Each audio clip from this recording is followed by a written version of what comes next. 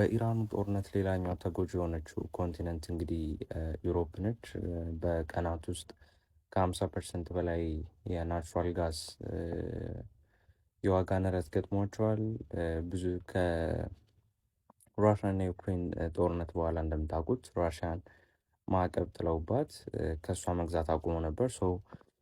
የቀየሩት የነበረው ወደ ገልፍ ስቴቶች እና ኳታር ኤልኤንጂ ካምፓኒዎች እና ሌሎች የገልፍ ስቴቶች አረብ ሀገራት ነበረ ጋዝን እየገዙ የነበሩ።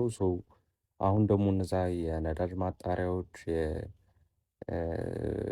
ሌሎች እነዚህ የጋዝ ማጠራቀሚያና እንትኖቻቸው በኢራን እየተመቱ ስለሆነ ካምፓኒዎቹ ስራ እያቆሙ ነው የሚገኙት።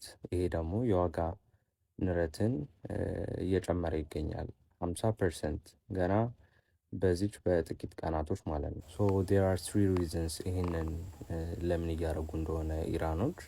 የመጀመሪያው ኦፍ ኮርስ እነዚህ ገልፍ ስቴቶች የዩኤስ ሚሊተሪ ቤዞችን ተቀብለው አስፍረው ይገኛሉ እና ዩኤስ ከዛ እየተነሳችም ለማጥቃት ትጠቀማቸዋለች። ሌላኛው ደግሞ ፕሬሸር ለማድረግ ለምሳሌ ዩሮፕ በዚህ ዋጋ መጨመር ፕሬሸር መደረጓ እሷ ደግሞ ሞር ዩኤስን ይሄን ጦርነት እንዲቆም ለማድረግ ማነሳሻ ይሆናቸዋል።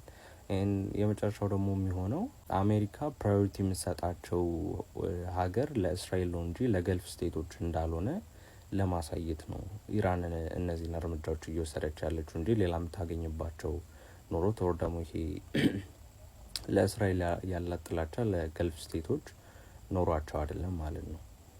ትራምፕ እንደተናገረው ይሄ ሚሊተሪ ኦፕሬሽን እስከ 4-5 ዊክ ድረስ የሚቀጥለው ይሄ የጋዝ ንረት የመጨመር እድል ይኖራል ማለት ነው። ኢቨን ከ100% በላይ እና የምናየው ይሆናል።